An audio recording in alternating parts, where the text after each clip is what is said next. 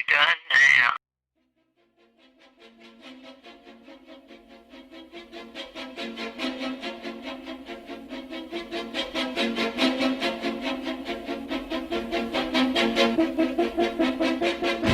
Hello, everybody, and welcome to Clue the Movie Podcast, where we break down the 1985 cult classic movie Clue 1 minute at a time. My name is Brad Gilmore, flying solo currently without my general, my captain, Jeff Smith.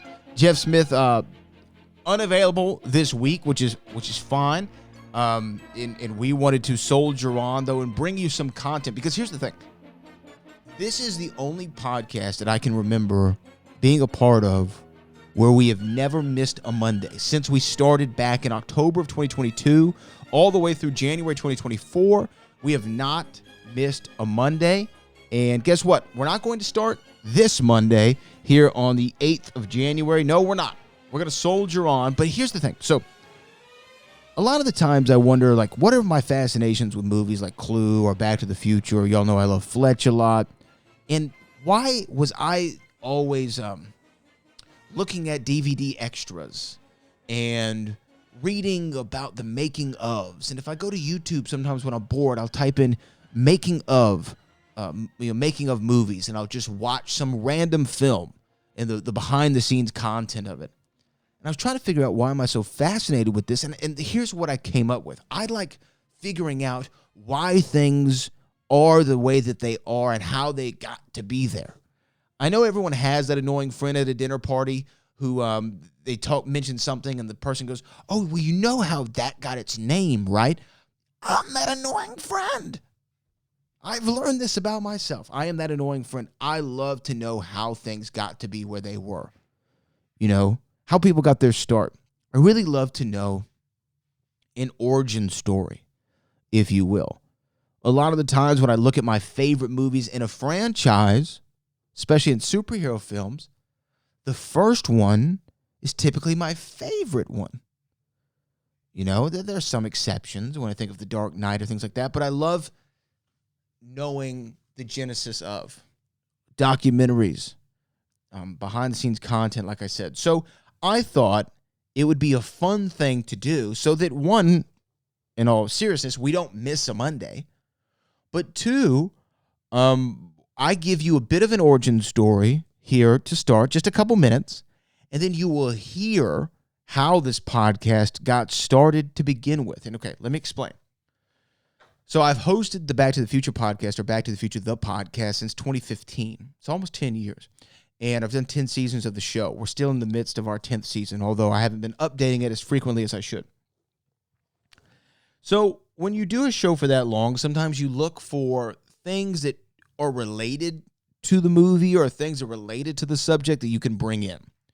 And with Back to the Future, I've done that with the podcast several times. Like whether it's, you know, there's a big joke about John F. Kennedy Drive and who the hell is John F. Kennedy in the movie. So I said, hey, let's talk about John F. Kennedy. And I interviewed my parents and talked about where they were when Kennedy was assassinated. I talked to Dan Abrams about you know, the day of the assassination and Jack Ruby and his trial. And I put that on the podcast. So anyway, fast forward, I'm doing season 9 of the show, and I said, you know, my other two favorite films from 1985 are Fletch and Clue. Those are my favorite movies. And so I started following Laker Jim, who has the Fletch cast. I would listen to his show, and I'd follow his stuff online, and I saw one day he tagged this Clue documentary coming out. And I'd always loved Clue. I mean, y'all know, obviously. I've always loved Clue. It's always been a favorite of mine. And he tagged this documentary that was coming out. I remember exactly where I was sitting. I was sitting on my living room floor. I just finished eating some lunch, and I sit on the floor next to my coffee table when I eat. Minor details, not important. Back to the story.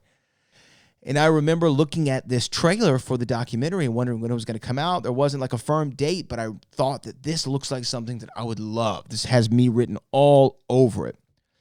So as I typically do, I find out, well, okay, who made this? Where did they come from? What's the story on it? Is there a way I can reach out to them? And I found a contact at cluedoc.com.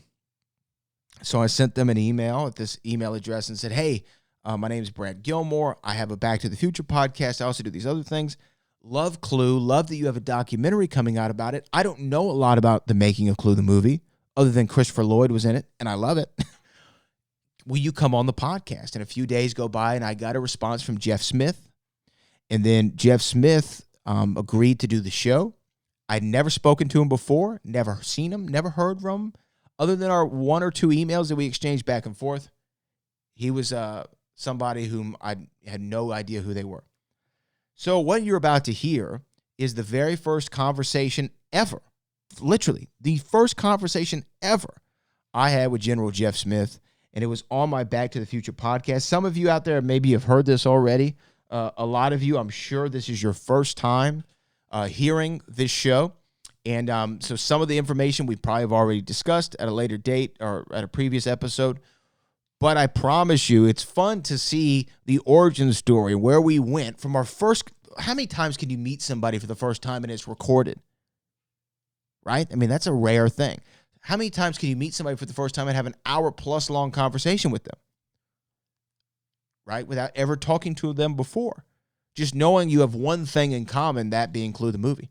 So I talked with Jeff Smith about Clue the movie, and then this was the podcast that created this show. Because after that interview was over, a couple days later, I texted him. I said, have you ever heard of a by-the-minute format for a movie, for a podcast? And he said, yeah. And I said, would you like to do one for Clue? I remember sending him the text. I didn't hear from him instantly, but I think a couple hours went by, maybe. This is how I remember it. A couple hours go by, and he says, sounds great, let's do it. And that was the full conversation we had, and then next thing you know, we start taping the show. So ease back, relax, and here it is. This is the very first conversation Jeff and I ever had. It was on Back to the Future, the podcast, season 9, and it's talking about our favorite, Clue the movie. I hope you enjoy. Oh, Brad, what have you done now? Hi, everybody. This is Bob Gale, co-creator of Back to the Future, and you're listening to Brad Gilmore. Doc! Okay, relax, Doc. It's me. It's Martin. Oh, it can't be. Just sent you back to the future. Yeah. Oh, I know he did send me back to the future, but I'm back. I'm back from the future. Great Scott. Wait a minute, Doc. Are you telling me that you built a time machine? Out of a DeLorean? The way I see it, if you're gonna build a time machine into a car, why not do it with some style? Whoa, this is heavy. Hello, everybody, and welcome to Back to the Future podcast, the only podcast looking back in time for the greatest film trilogy of all time, Back to the Future. Back to the future. I'm your friend and dime, Brad Gilmore. Welcome to episode 9 of season 9 of this year's show. I hope you've enjoyed the entire season thus far. We've had quite the colorful one. 2 episodes, of course, with Steve Franks. We had the Hill Valley Cookbook with Allison, who wrote that. Of course, the Time Capsule episode, JFK, Dan Abrams, Burrell and Marcia Gilmore. From Script to Screen, Back to the Future, the musical, with Tony, Angela, and Daz. Hill Valley Telegraph, celebrating 37 years of Back to the Future. William Ramsey investigates Back from the Future. And this week, we have another treat for you. Because this week, we are talking about a movie that came out in 1985, not named Back to the Future, but did have Christopher Lloyd. If you remember last season, I did the top 5 films, top 5 Christopher Lloyd films not named Back to the Future, and Clue was in those top 5 that I had. And this movie came out in 1985 to a rousing, no, not so much a rousing, nobody really cared. It came and went in 1985, in the winter of 1985, and since then has gained such a cult following. And there's this what is it? Triumph? No, trilogy, not trilogy. What is a trident? There we go. There's a trident of films that came out in 1985 that I feel like if you like one of them, you're kind of married to the other 2 in some way. Okay? And those films, of course, are Back to the Future, Fletch, and Clue the movie. I see a lot of crossover with everybody. And this podcast is with Jeff Smith. And Jeff Smith is making a documentary a la the style of Jason Aaron's Back in Time documentary. He's making a documentary about Clue the movie, which is, if you've never seen, I don't know how you're listening to the show. Stop what you're doing. Literally, stop the podcast. Don't listen any further. Go stream Clue the movie. It's on Paramount Plus. or rent it or buy it on whatever you got to do. Watch the movie because it is so much fun. It's Tim Curry, it's Leslie Ann Warren, it's Michael McKean, it's Martin Mull, it's Colleen Camp, Christopher Lloyd. It's such a great film, and it's based on the board game of the same name, obviously Clue. If you've ever played it, you know I've talked to Christopher Lloyd on this show before about Clue, the movie, where he plays Professor Plum. And I think I may have been the first person to ever point out to Christopher Lloyd that he played both a doctor and professor in 1985, which I hold near and dear to my heart. So anyway, my mother's calling me. Hold on, should I answer? Let me answer. Hold on. Mom? Hello? Hello, did you call? Yes, hey, Mom, I'm taping an episode of Back to the Future, the podcast right now. Can I call you back when I'm finished? Yeah. Okay, you're on the air. Do you want to say anything to anybody? Hello, Back to the Future fans. All right, I'll call you back, Mom. Bye. Bye. All right, sorry about that. So, without further ado, allow us to get to, and yes, by the way, my ringtone is Back to the Future theme. Just for everyone out there, it's on the Apple Store. Go get it. Let's get to this interview. This is with Jeff Smith. He has a movie coming out called Who Done It? The Clue documentary. It's coming out here soon. He actually reveals exclusive details to us only about when we can expect this movie. We also talk about one of the best stories, not for him, but just best stories to hear, because you go through the emotions. And all I have to say about that story is 2 words. Tim Curry. Just wait for it. Trust me. Sorry, Jeff, but it's a great story. Without further ado, let's get to it right now. This is Jeff Smith, the director of the Clue documentary, Who Done It? The Clue documentary coming out soon here on the one and the only Back to the Future, the podcast.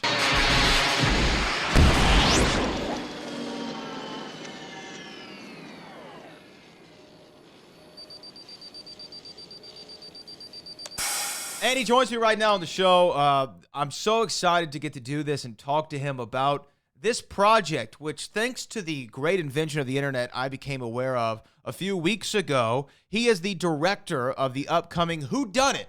The Clue documentary about all of our favorites, Clue the movie. He is Mr. Jeff Smith. Jeff, welcome to the show. Hello, thanks for having me. Oh, man, Clue the movie has Yes. a documentary coming out. Yes, thank goodness. Yes, it does. Very soon. This is insane. So you're in LA right now that we're doing this. I hope you don't mind me Yes. sharing that information. You're working on the doc. Talk to Yes. me though about it. So where was the moment of creation for you? Why a Clue documentary? Because I have so many questions about this movie and about your work around it. So let's start. Why a Clue documentary? Definitely. So about 5 years ago, I was on a medical leave of absence from work. So I was just kind of chilling at home and watching a lot of movies. Clue is one of my favorites. So it was in heavy rotation. And at the same time, around this time, there were like fan-made documentaries that were coming out, like Back in Time, which is about the making it Back to the Future, of course. Jason Aaron, yeah. Excellent documentary. There was one about Psycho and the Psycho sequels called The Psycho Legacy. And then there was one about Jaws called The Shark is Still Working. That ended up on the Jaws Blu-ray.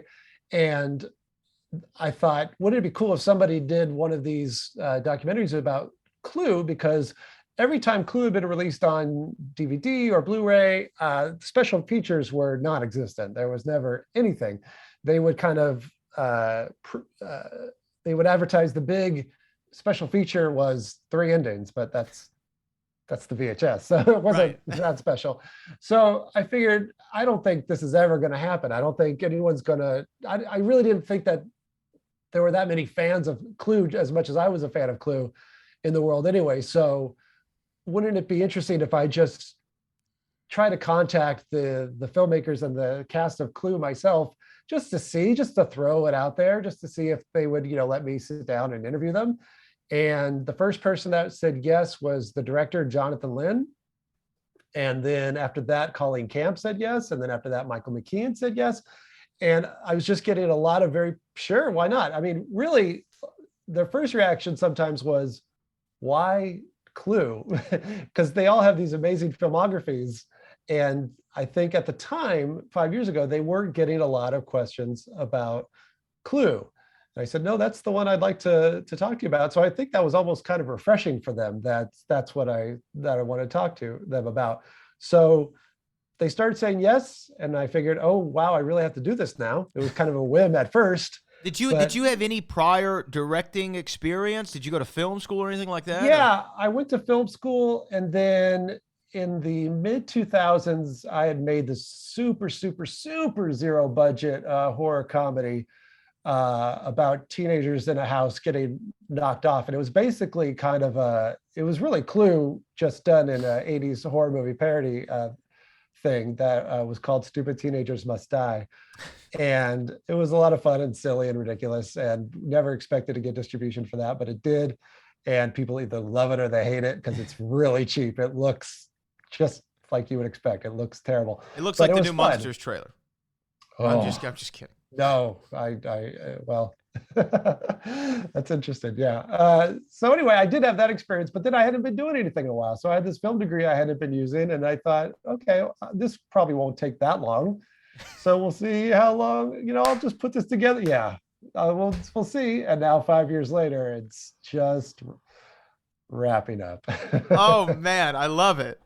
Yeah, it's funny. We kind of share a kinship in some ways, Jeff, is because when I decided to do the Back to the Future book, I pitched it, never had written a book before, only did some writing for, little news periodicals and magazines and things like that.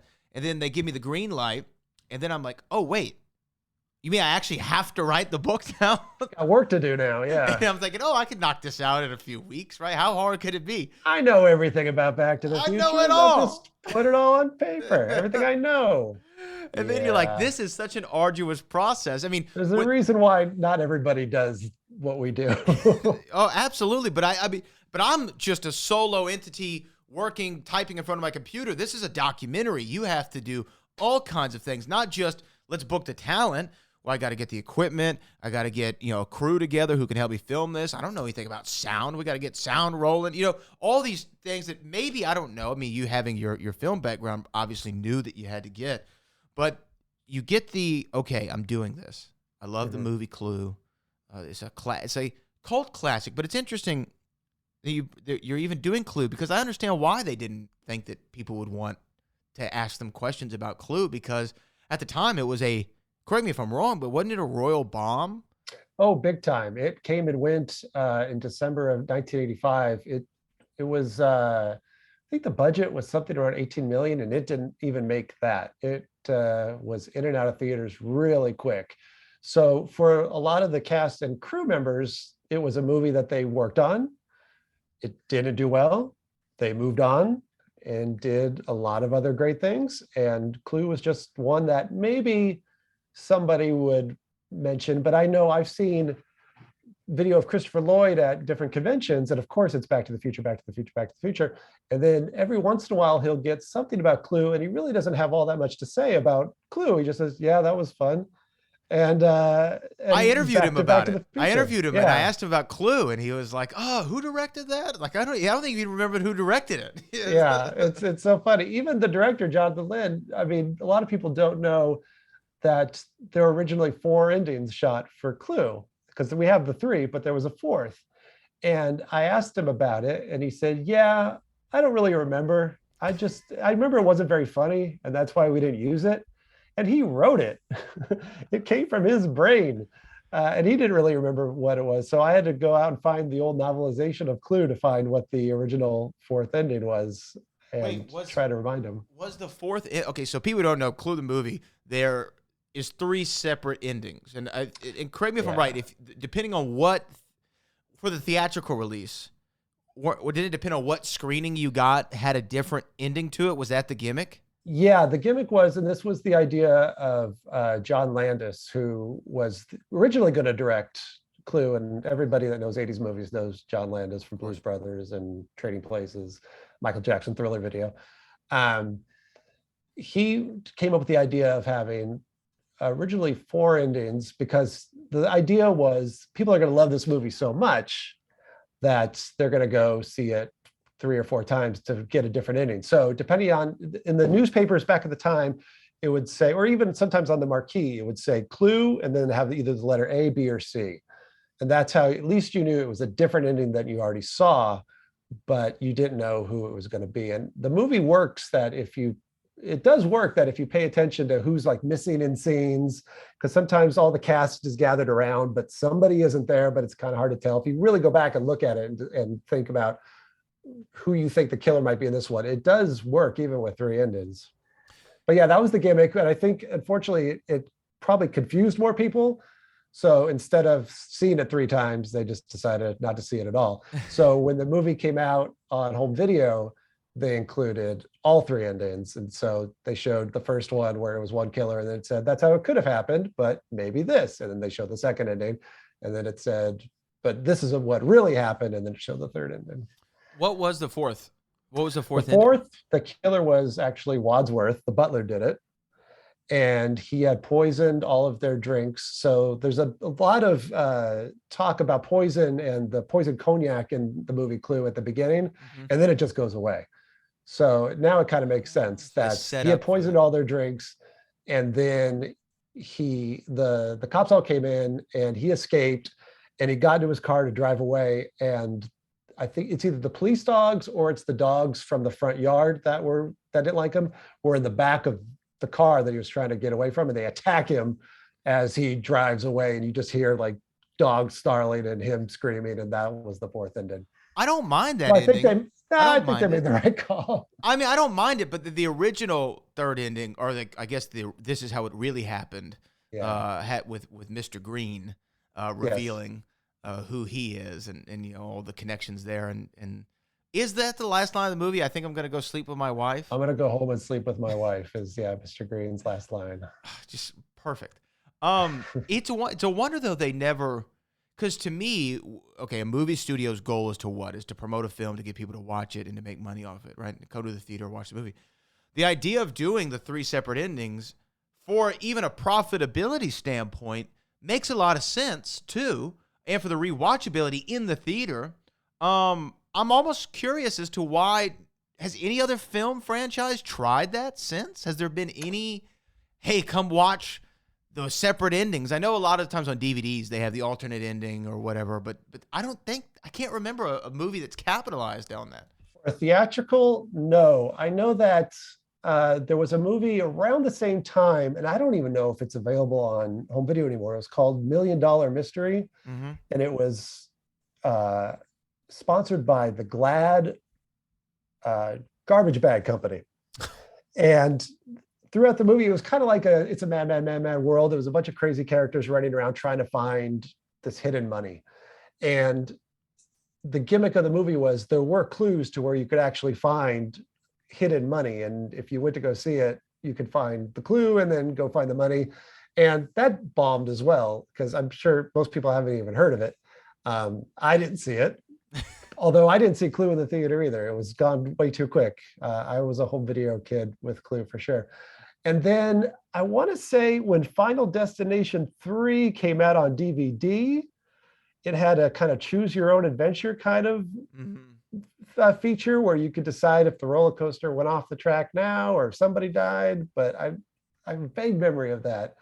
But as far as multiple endings in theaters, no, I don't know. That sounds like something like in the 80s they would do with TV shows where you could dial a 900 number, right, and decide if somebody lived or died, and pay $1.99 with your parents' permission. And but yeah, movie. I think it could actually work now, especially with people people wanting to go to the theaters again. But I think it was just way too confusing for the time that people just didn't get it. So obviously the movie's based on the board game of the same name. The classic board game that so many people played. I remember playing Clue at a very early age, and I had no idea how to play it. I think it's actually kind of a confusing game. You have to think for sure. It's not Chutes and Ladders where you just go up and down and fall. You have to think. And I didn't play it a lot as a kid because you have to have 3 players at least to play, and I didn't have any friends that wanted to play Clue with me. So I didn't play a lot as a kid. I had it, and I had the VCR game, because there used to be in the 80s, there was a VCR game. Oh, wow. I've never heard of that. I don't remember. I just remember that when it came out, they had all the characters, but I was upset because they weren't the people from the movie. It's like, that's not Mrs. Peacock. But recently I played as an adult Clue and read the instructions for the first time, really. And yeah, it's slightly complicated, and it can take a while. And some people take it very seriously and have like a stack of notes off to the side, but you can also bluff with, I mean, it's fun. It's actually a very fun game. Do you have a go-to character? I like Green. You like Green because of the movie? I like Mr. Green. Yeah, probably because of the movie. Because I'm also a huge fan of This Is Spinal Tap. Of course. So, but these go to 11. Yes. So that was a tricky part when I interviewed Michael McKean, was staying on topic. I kept telling myself, don't ask about Spinal Tap. Don't ask about Laverne and Shirley. Just stick with the topic. And every once in a while he would, I think once early in the interview, he mentioned This Is Spinal Tap. And I kind of just went to myself, like, he said it. But I didn't pursue it, because I could do a whole thing on This Is Spinal Tap. That's one of my favorite movies of all, but that's kind of well-covered territory. I know. You know, I had to do, a couple of years ago, Rob Reiner was doing a radio tour for something. He was promoting like a fundraiser or something. And they were very strict about asking him about the fundraiser, you know, the fundraiser only. Yeah. And it's like, well, how do you not ask Rob Reiner about, one, all his classic movies? I wanted to ask him even about North. Like, I wanted to get deep with him. But I had to throw in a Spinal Tap, and nobody was like to work with Andre the Giant, the wrestling fan in me had to know that. Sure. But I understand that. So you're a fan of the movie as a kid, and I want to talk about the cast, because this movie it's a very specific kind of comedy in my eyes. It's got slapstick elements, right? It does. It's got a very British sense of humor in some kind of ways, and some of it is political satire that you have to be abreast of the political atmosphere at the time, even when the movie's set. In some ways, you have to know who J. Edgar Hoover is, and you know what a red herring is, and communism, and these things, right? So the cast makes it work, and I don't know a whole lot about the background of why everyone was cast, but I do know that Tim Curry, who to me is the heart and soul of that film. I mean, Definitely. He's what makes it work more than any other single character. Everybody puts in a great performance, but Tim Curry makes it work. He wasn't the original choice, right? Wasn't he like way down on the list? He was down the list. I think when they first started writing it, or maybe this is even when John Landis was coming up with the story, the idea was, it was written around John Cleese being in mind. Makes sense. Which I could see. And then there was also talk about Rowan Atkinson, but Rowan Atkinson wasn't really known in the United States at the time. So Paramount, I think he even sent a reel for them to watch, but Jonathan Lynn thinks that they didn't even bother watching it. And then Tim Curry, it was down the list, but what's funny is Jonathan Lynn and Tim Curry, I don't know at what age they met, but they kind of grew up together. I think they went to the same school or something like that. So they had known each other ahead of time, but he was not who the script was written for. But now it's impossible to picture anybody else doing what he did in that movie, because it's amazing what he pulls off. Yeah, you know. And going back to the sense of humor of the movie, it's right. It shouldn't work because it has every kind of, the tone can jump around. I mean, the very first joke in Clue is a man stepping in dog poop.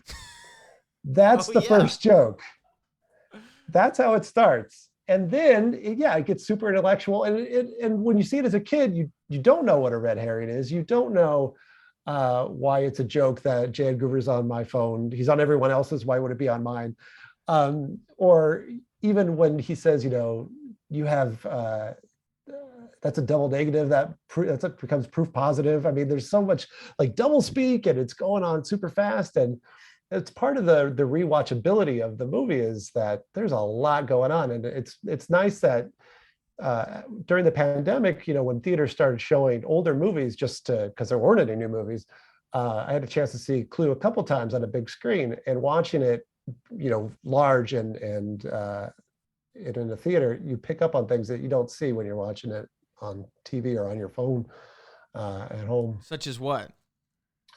There's a moment where the moment that stands out, Mr. Green, it's in ending number 2 where, spoiler, Mrs. Peacock's the killer. Yes. And Wadsworth says, monkey's brains, though popular in Cantonese cuisine, are not often to be found in Washington, D.C.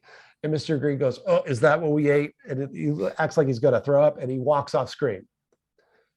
But Mrs. Peacock she hasn't taken the gun out of her purse yet. So she's just being accused, but Mr. Green goes off to throw up in the bathroom.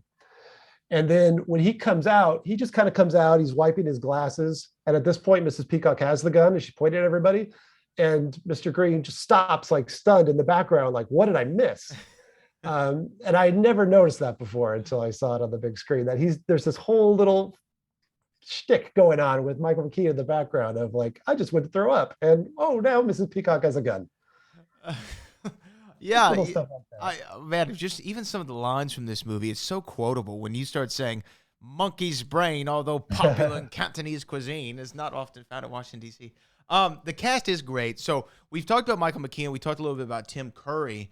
But Miss Scarlet is Leslie Ann Warren, who I think was just another one of those just perfect castings. I read somewhere, though, that she wasn't the original pick. She was not. The original Miss Scarlet was going to be Carrie Fisher. And I could see that. Yeah, definitely. Yeah. And she was cast. She was actually cast in the part. And Jonathan Lynn went to go meet her at an Italian restaurant right before the movie started filming. And I guess when she came into the restaurant, she tripped over a chair and was kind of having trouble. And when Jonathan Lynn told his wife that Carrie Fisher was going to be Miss Scarlet, she said, what are you doing? She's a drug addict. And he said, how do you know that? And she said, well, it was in the Daily Mail. Everybody knows that. And the Daily Mail is kind of like this. It's like the National Enquirer. Yeah, it's like a rag. Yeah, it's a total rag. So it's not necessarily true. But in this case, as we all know now, sadly, it was true. So right before they started filming, Carrie Fisher called John DeLynn and said, hey, just want to let you know I'm in rehab.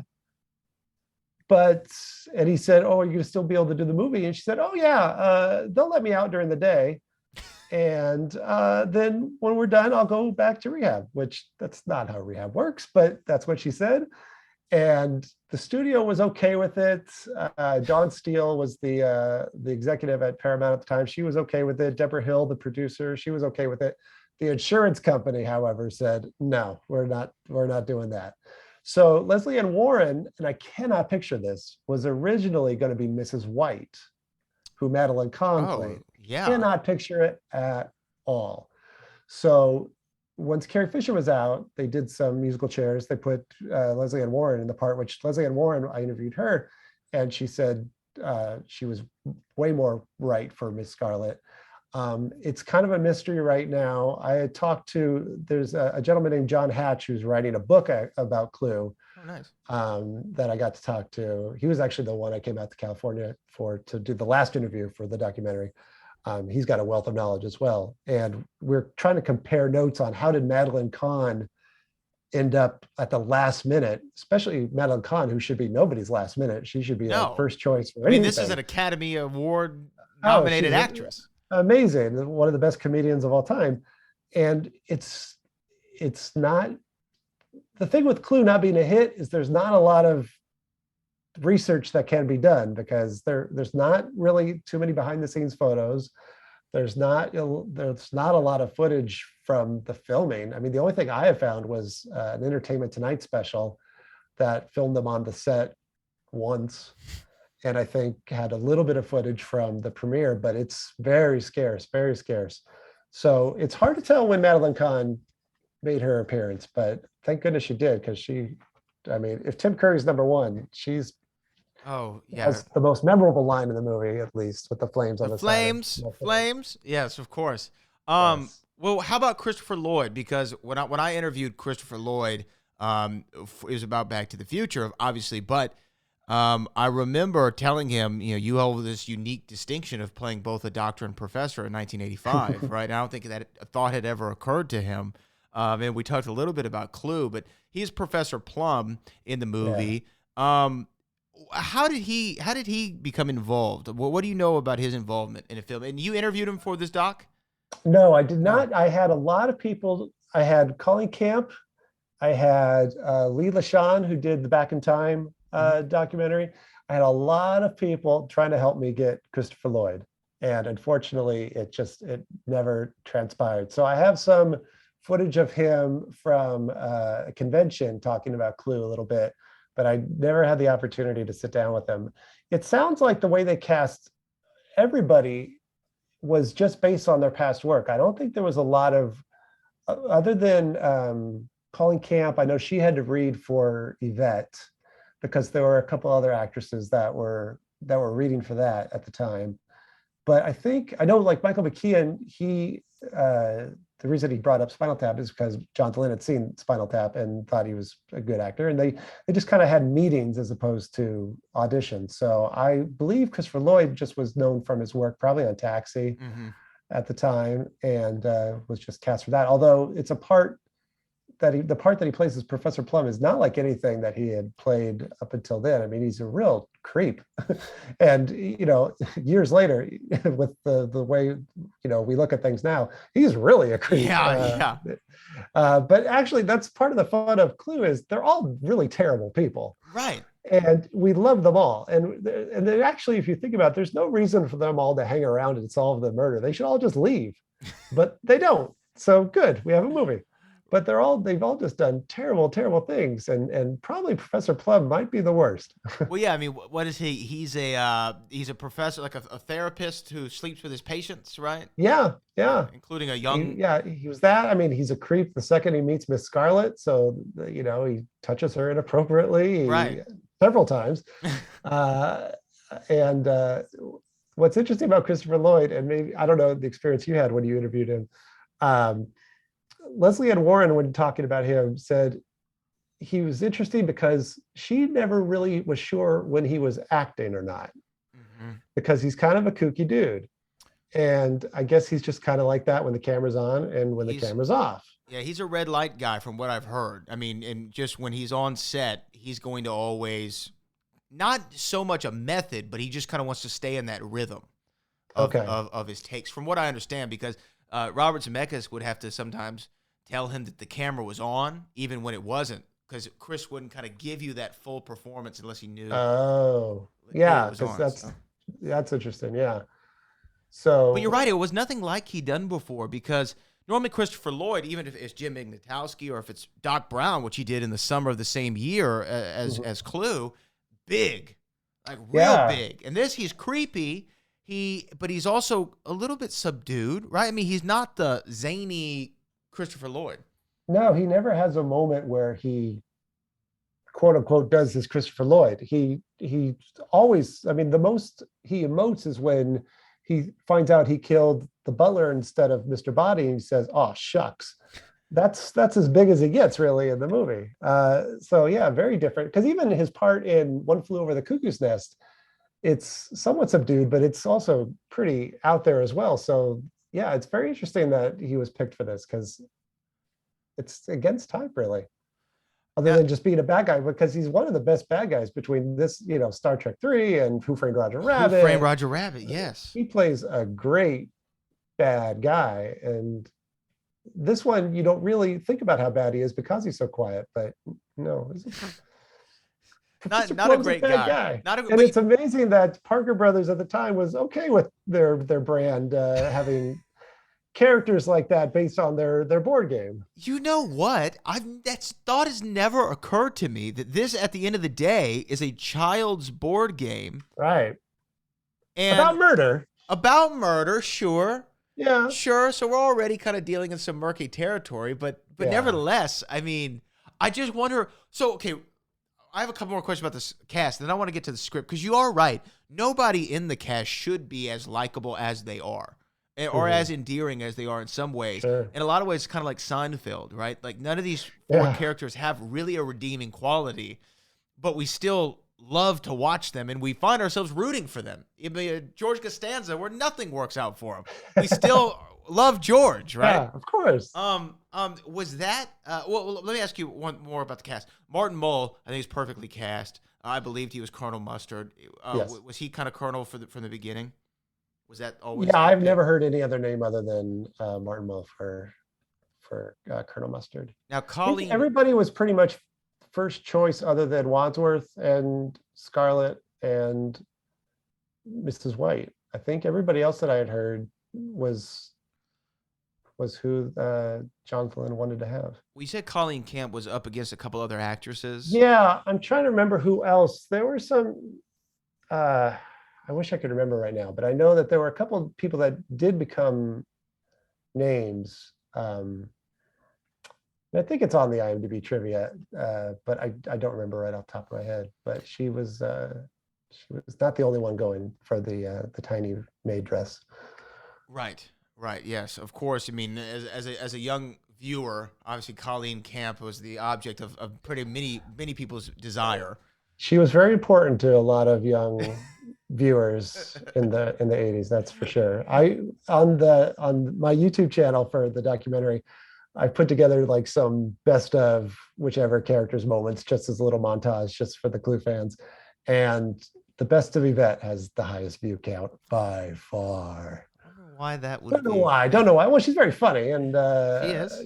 People love French accents, I guess. And that's it. That's it. Leslie Ann Warren is number 2. Again, totally get it. Totally get it. I mean, you're looking at, I think. And Leslie Ann Warren looks exactly the same as she did back in 1985. It was very strange walking into her home and meeting her, going, oh, wow, you're still Miss Scarlett. This is amazing. So a favorite show of mine, we're talking about Seinfeld, a favorite show of mine is a show called Psych. Okay. And I actually talked to the creator and head writer of Psych, Steve Franks, a few weeks ago on the podcast, and Clue came up because they did, for their 100th episode, a rendition of Clue. You're nodding along like you know this, so yes. I'm sure that you do. But they got a lot of the cast back together. As a Clue fan, how did you find out about the Psych 100 Clues episode?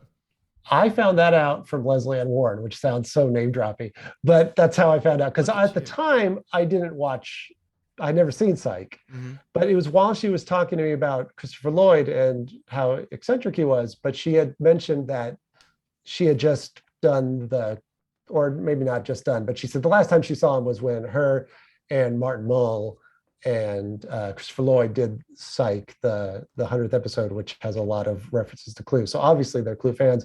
And only in the last maybe year, I started watching the show just to watch it. So that was the first episode I ever saw, was the Clue one. And I thought, this is the funny show, but do I only like it because they obviously like Clue? And now it's one of my favorite shows. I think it's great.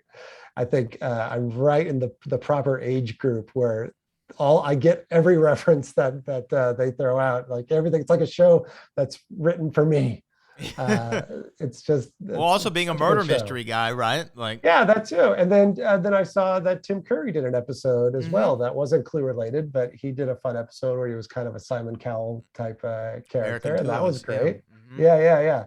So yeah, they obviously were fans. And then there was another show, a sci-fi show that did what was it called? Because I had emailed the producer of that, trying to get them to be interviewed, and never got back from them. But another sci-fi show, I think on the Sci-Fi Channel, did a Clue kind of episode as well. So Clue's coming back.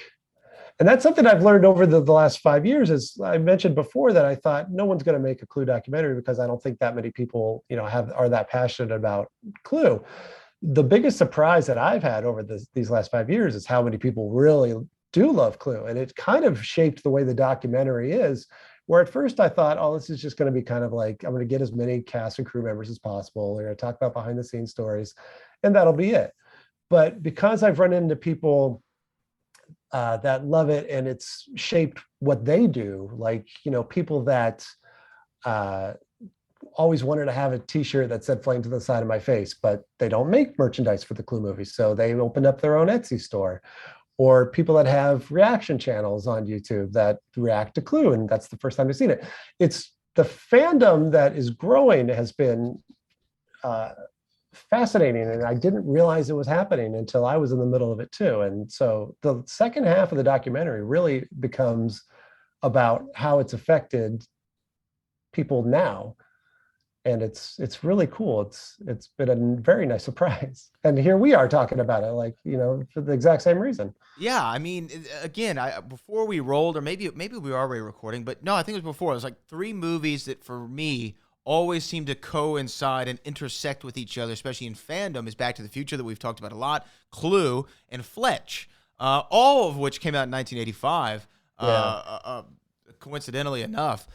But there's something about each of those films have a huge fandom. I mean, there's even a Fletch podcast. I'm looking to have some of those guys. Oh yeah, that's a great podcast too. Oh, they're great. Jim, yeah.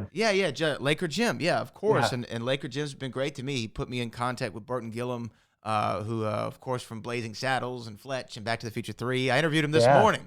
A fellow Texan and a great guy.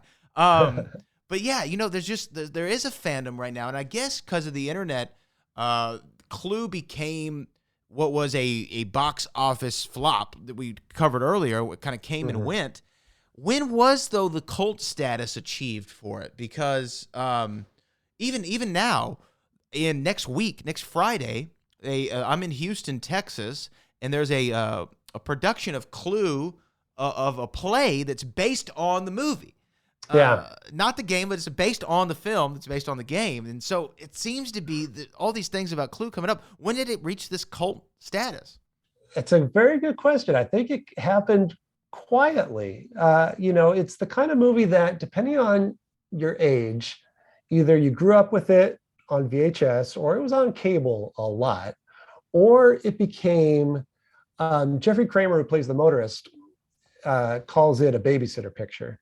It's the kind of movie that you feel safe enough with it that parents who were, the age now that when Clue came out, feel safe putting it on, even though it does have things that go way over your head as far as the double entendres and everything, but they feel safe with it. I think the repeatability factor makes people enjoy it. I think that it's so quotable. And I also think it's not, because it's not Back to the Future, which everybody loves, and I think people kind of grab onto it a little bit more because it's not hipster, but it's kind of like, it's the band that no one else knows about. Yeah, exactly. And I just think people didn't really realize it. And it's not the first movie you talk about when you talk about 80s movies, because it also doesn't feel like an 80s movie because it's, a period piece. 1954 is when it's set. So it doesn't, have like that charm of, Fast Times at Ridgemont High, where you can, with a soundtrack or anything like that, or, even have a Power of Love or any, like, there's no, Miss Scarlet song that played over the end credits, although that'd be awesome.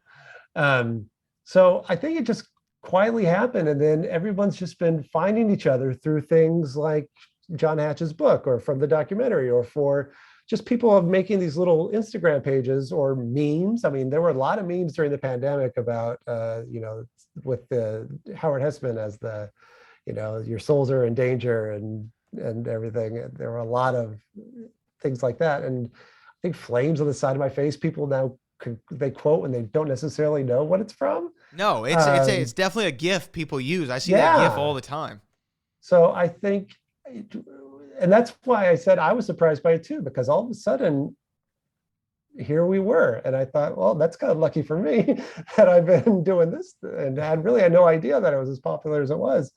But of course, that wasn't the reason why I did it. But it was just because I loved it. But it's been so cool to see that somehow this is kind of the rise of the Phoenix, just kind of appeared on its own merit. It's not from any gimmick or not from anything like ironic. It's not ironic love for it. It's not like The Room. Yeah, it's not like it's so bad that we love it. Even it's not like, it's got a fan base now, kind of like Rocky Horror Picture Show, but it's not Rocky Horror Picture Show. But I have been at screenings where people quote along with it, or who would dress up. I mean, I've seen people of all genders come in as all different characters at different screenings, and it's amazing. Yeah. I don't know when it happened, but it did, and it's cool. Oh, it's great. I mean, again, and I think you're right. Part of it's just internet culture. Part of it's just people, because but I'd say readily available, but it's not like it's on it didn't get like a Netflix run that I know of, did it? I mean, to where people It's found on it. Paramount Plus now, but it was, okay. I think what people like about it too, maybe they discover it on their own. Mhm. Like no one told them really, oh, you have to go watch it. There's a discovery thing to it now. Where I think it's intriguing enough if maybe there's a cast member they know that they like. I'm sure Christopher Lloyd is somebody that, because of Back to the Future, that brings people. I know a lot of Rocky Horror Picture Show fans, because of Tim Curry, find their way to Clue. And then they discover it on their own. And I think that's part of that weird little ownership of feeling like this is my 80s movie that no one else knows, but now we know everybody does. But Yeah. it found its way on its own. It is odd because I mean I even remember I was a kid when I saw it, and I rented it from the Hollywood Video down the street from my house is where I first got it. So there is like a moment of discovery, I guess, for a lot of people. So okay, you make this decision to do it. You make the decision to do the documentary. Having not done a documentary before, what is the preparation like? Because, we've all seen docs and we've seen the talking head kind of with interspersed with footage. I mean, there's so many different ways to do it. There's the Ken Burns model and things. But what is your first step? Okay, I'm doing it. Now I need to what? So I went in very naively. I went in with not a lot of preparation. I went in thinking I just need to point the camera at them. And I had questions that I asked, but my only regret of the entire documentary is I wish that I had done cast and crew members interviews last instead of first, because I was all over the board as far as what I was asking, because I didn't know really what to ask. And because there wasn't a lot of research to find at the time, I was just kind of asking about different movies and their careers, and then like, what was it like working with, those usual kind of questions. Sure. And so that's part of what's taken so long, is finding the good stuff in these, hour-long conversations where maybe 25 minutes is something interesting. And, I have Colleen Camp, we met in her office, and there's a good 5 minutes of footage of her ordering lunch from her assistant because that's what she was doing. And, that's interesting, I guess, but it's not in the documentary.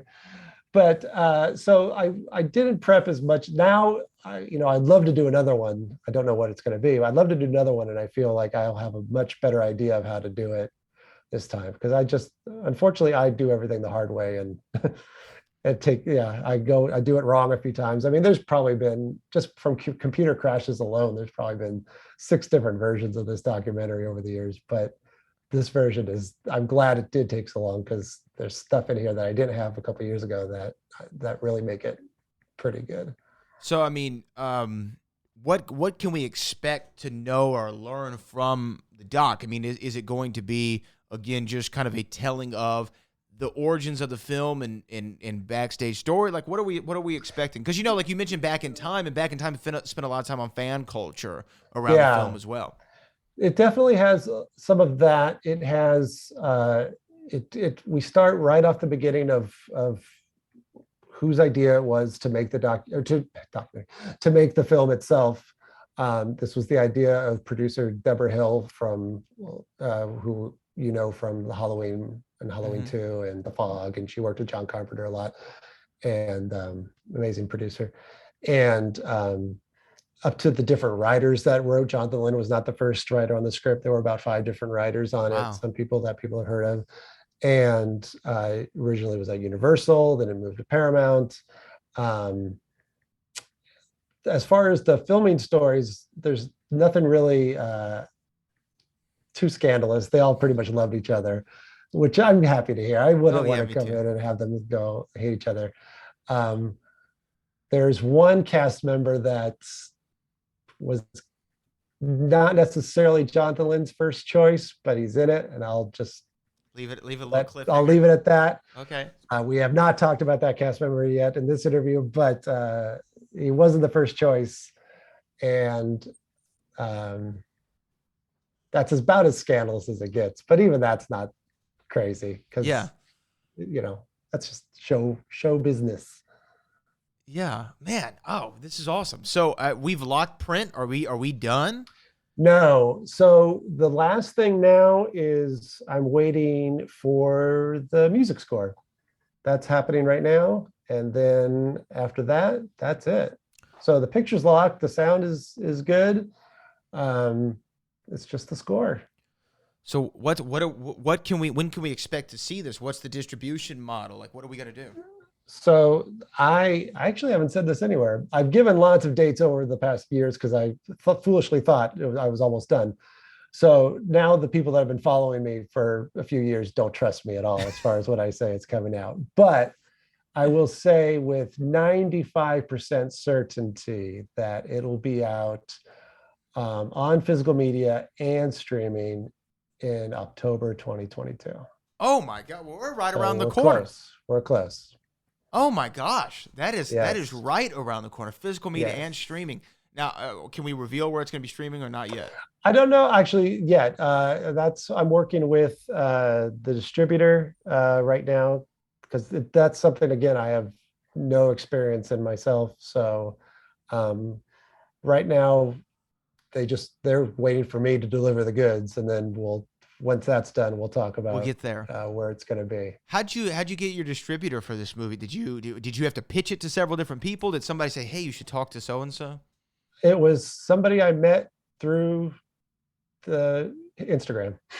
Really? It was all through the Instagram, and it's a company that has distributed they're mainly known for vinyl records and soundtracks, re-releases. But they have also done a couple of movies or documentaries as well, and super nice, small little company, and they're gonna do it. Oh, God, that's great. And if in case it falls through, I won't say who it is, but I hope it doesn't. But because they haven't seen it yet, so they may watch it and go, "Oh no, never mind. We're not doing this." Yeah, that's right. So I don't want to put them in a bad spot, but it seems like it'll be them, and I'm really glad because they're very nice.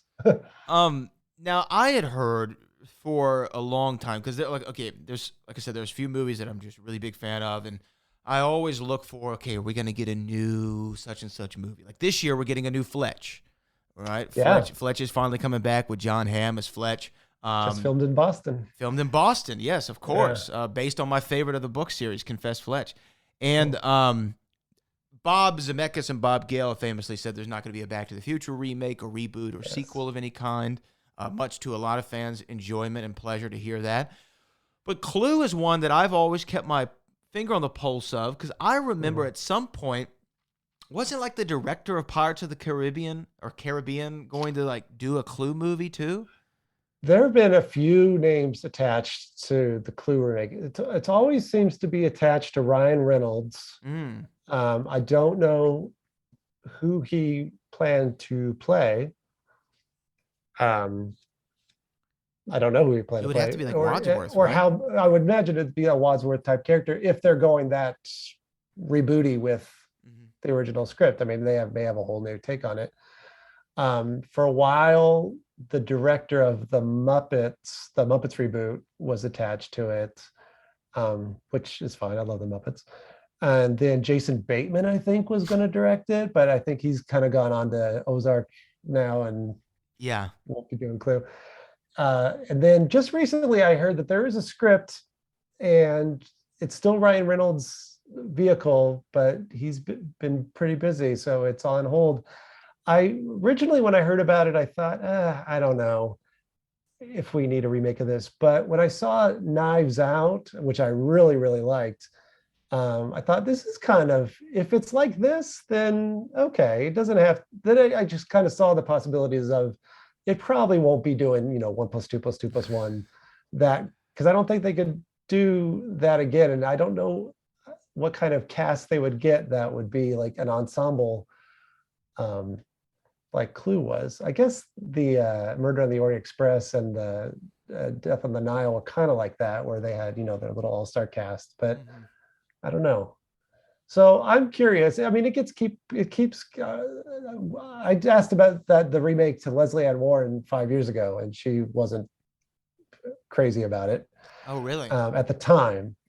So that's how long this remake has been talked about. I thought by the time I finish the documentary, maybe it'll be in time for the remake to come out, and I'll capitalize off of that. But amazingly, the documentary is going to come out before the remake does, which I never thought would happen. And actually, some of my friends on Instagram have made that joke already.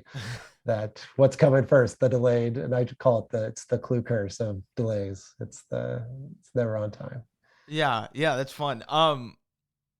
So I'm gonna go see this stage production. What do you know about this? Being the Clue aficionado that you are. It's done a lot. There's a gentleman in the documentary. His name is Nick Brandt, and he directed during the pandemic a kids version of Clue, and it was done on Zoom, and it was very interesting to watch like 8 or 9-year-olds doing it in the boxes on Zoom. And because they were underage, I couldn't use the footage of them doing it, but I talked to them about it. And I have a Google alert for Clue. And a lot of times that's not the movie at all. It's, the word Clue. I get a lot of crossword puzzle links. But I also get when they're doing stage plays, and sometimes on the Whodunit Facebook group, I'll forward, if you're in Akron, Ohio, they're having auditions for Clue, and it is based on the screenplay, the Jonathan Lynn screenplay. And I think I haven't seen one done. I would love to. There hasn't been one around me, but I think like one character, it might be Wadsworth, actually talks to the audience at some point in it, and it makes sense. I mean, when you look at Clue, it's a play. Oh yeah, it's one setting. It's got the energy. It's got the fast dialogue. It makes complete sense. So I hope to see it one day for sure. Yeah, it seems easily adaptable to the stage. It's not one that you have to. I mean, they can make anything into a musical or a stage play, but this one seems. Back to the Future. Back to the Future has one. I haven't seen. I never thought I'd see that day, but here we are. I know that was another one that was talked about forever. Yeah, it was a forever in the works, and then finally they do it, and apparently everyone who's seen it over in the UK say it's phenomenal. It's going to come to the US next year. Hop, skip, and a jump from Boston, over there on Broadway in New York. But I'm definitely going to have to make that trek. So how many? And if you don't want to reveal, it's okay. But how many cast members do we see in the doc? Did you get a nice handful? Yeah, I got. Obviously, some aren't here anymore. Right. Unfortunately, Oh, I would have loved to. Well, both Madeline Kahn and Eileen Brennan, I would have loved to have talked to. Yeah. Sadly, they passed. I talked to Colin Camp. I talked to Jane Jenkins, who was the casting director. I talked to Michael Kaplan, who was the costume designer. Talked to Jeffrey Kramer, who's the motorist. I talked to Jonathan Lynn, obviously director, Michael McKean, we mentioned. Bill Taylor and Sid Dutton were the matte painters. Oh, wow. And they were cool. And Leslie Ann Warren and Lee Ving, Mr. Body, and came super close to talking to Tim Curry, but it didn't actually ever happen because I haven't told this story before, but I'll tell it now.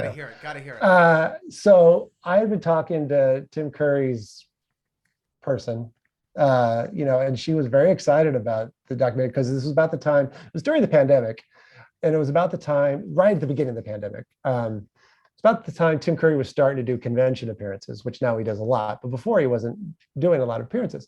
So I was telling her about the documentary and how I'd like to take this to conventions and, have screenings of it there. And, and she was like, oh, that's perfect. So when Tim's there, he could talk about it. You could be there with selling the documentaries. And then I said, yeah, that'd be great. So we set up a date and it was all good. And then the morning of the interview, I woke up and I was sick as a dog. And I thought, I have COVID. Because it was like March or April of 2020, right? So right in the thick of it, I have COVID, and I am not going to give Tim Curry COVID. Right. So I emailed his person and said, I am so sorry. I am sick. I think I've got COVID. I don't want to get anybody sick. Can we reschedule? In hindsight, I should have called instead of email because she didn't see the email. So Tim Curry, from her description, sat around all day waiting for me to come to his house and was not happy with me at all. And that was her email to me. And I emailed back and said, oh, I'm so sorry. No, I emailed you. I promise. And she said, I didn't get it. So I went back into my sense and I said, here it is, which maybe that was a bad move too, actually, because it's kind of like, because it got real quiet after that. And then, like, oh, no. And it was the only time I was sad I didn't actually have COVID, because I didn't, but I wish I had. I got it much later. So then about 6 months later, I thought maybe, everything's cool. And I emailed her and said, hey, can we try it again? And she said, I'll ask him. And then that was it. Never heard back. And then never heard back. Oh, man. I know. That's a killer. And it was because I was trying to save him. You're trying to save the man's life. Trying to save him. And I could have just gone and been unsure. So what was it, just like a cold that you developed, or allergies? Yeah, I was something? just sick. It was just stupid flu or whatever it was. It was, I was, stomach flu. It was gross. I did feel terrible. Then I felt worse. But yeah, it was heartbreaking for sure. Oh man. That close, because like you said, he is the heart, and that was, it's a blow. And I hope people still want to see it, the documentary, even though now it's revealed that Tim Curry there's not a new interview with him. There is some archive footage of him, and there's certainly other cast members discussing how great he is. How could you not?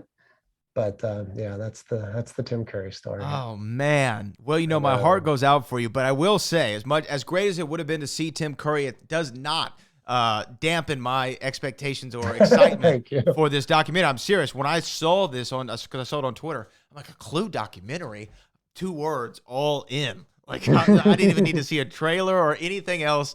I just knew that we were going to get a Clue doc, and that makes me excited, man. So much success to you. I'll be a big supporter of it, and everybody listening to the show right now, make sure you go and seek out Who Done It, the Clue documentary, because you've been listening to the director, Mr. Jeff Smith, here for the last hour on the show. And Jeff, where can people find you? Where can they get info on the doc, when it's going to come out? Any trailers, clips, YouTube channels?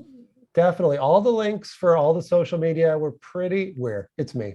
I'm pretty online a lot, almost every day, at least posting something Clue related on Instagram and Facebook and Twitter. And we have some clips from the documentary already on YouTube. You can find all the links at the website, which is cluedoc.com. Cluedoc.com is where you can find all the info. It's just a few months away, guys. Make sure you go out there and support it. And I just know that it's that 1985 trilogy of films. If you like one of them, you like all of them. So go check out Clue, and we're excited, man. I really am. And Jeff, I appreciate you taking the time, my friend. Definitely. No, it's been fun. All right, Clue. The documentary is coming. Who done it? Go check it out. Jeff Smith, again, thanks so much. Thanks, Brad.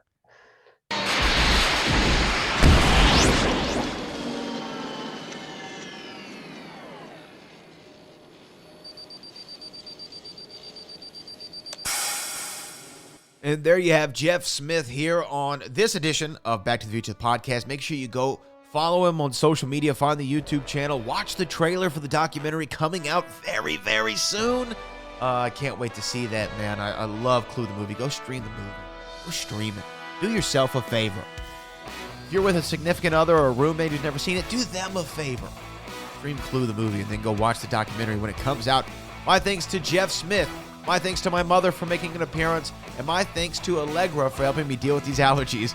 Until next time, I'm your friend in time, Brad Gilmore. This is Back to the Future, the podcast, the only podcast looking back in time to the greatest film trilogy of all time, and I will see you in the future.